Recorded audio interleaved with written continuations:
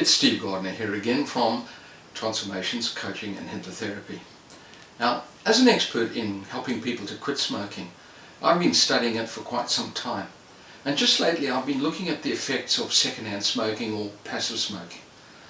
Now, what passive smoking or secondhand smoking is the effects that you get from someone else smoking.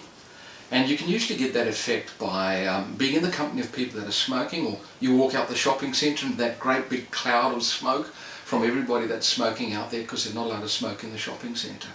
So most people think of passive smoking as when they walk through that smoke.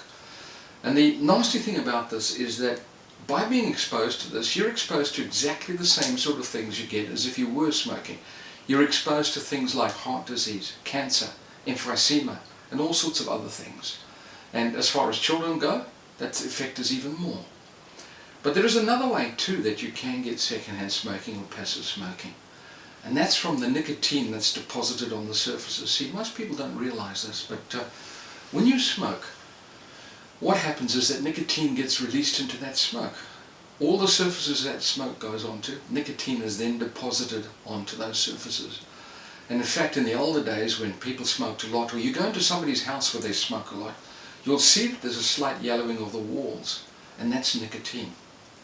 Now, even though you can buy nicotine over the counter, it's not a great substance, because what it does is it causes, when it goes into your system, it causes all your blood vessels to just constrict, and that causes your blood pressure to go up, increases your stress, and stress is directly related to cancer.